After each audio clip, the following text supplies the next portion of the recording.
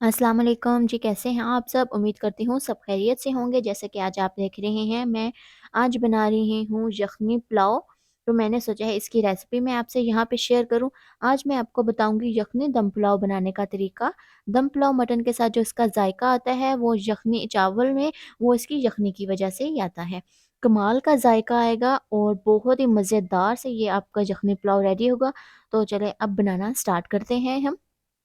सबसे पहले मैंने यहाँ पे जी 7 से 8 मीडियम साइज़ की जो प्याज है वो मैंने बारीक ऐसे स्लाइस में काट लिया है और उसको मैंने एक बर्तन में ऐड कर दिया है और साथ ही यहाँ पे मैंने कुकिंग ऑयल शामिल कर देना है। कुकिंग ऑयल जो है वो इसमें थोड़ा-सा ज़्यादा जाएगा, आप इसको घी में भी फ्राई कर सकते हैं। यहाँ पे मैं कुकिंग ऑयल में अपनी प्याज को ब्राउन कर लूँगी। लो फ्लेम पे ही हमने अपनी प्याज जो है ये डन करनी है। जी, ये देखिए यहाँ पे मेरी जो प्याज़ है, ये बिल्कुल ब्राउन हो चुकी है और मैंने अपनी सारी प्याज़ को ब्राउन करके सबको इसमें से निकाल लेना है। जी, ये देखिए यहाँ पे अब मैं अपनी प्याज़ को बिल्कुल अच्छे से निकाल लेना है और यहाँ पे अब मैं अपने जो चावल हैं वो रेडी कर लूँगी। उसमें मैंने सारे अपने खड़े मसाले पानी में शामिल कर देने हैं। पानी को एक बॉयल आ जाएगा, नमक शामिल करके मैंने अपने चावल ऐड कर देने हैं। साथ यहाँ पे मैंने अदरक लहसुन का पेस्ट, 7 से 8 टमाटर और प्याज़ जो फ्राई की हुई थी वो मैंने इसमें शामिल कर दी थी और ग्राइंड कर लेना है।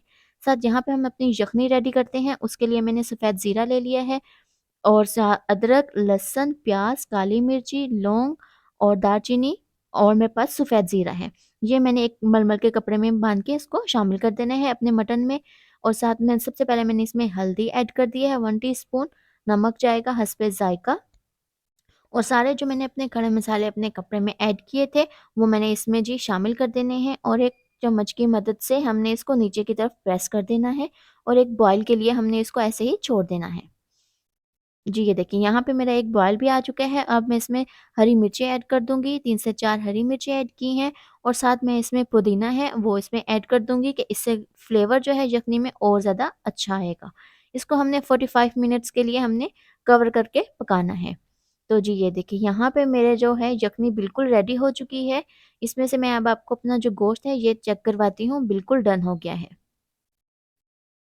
जी, ये देखें, ये हमारा गोश्त मैं आपको चेक करवा रही हूँ।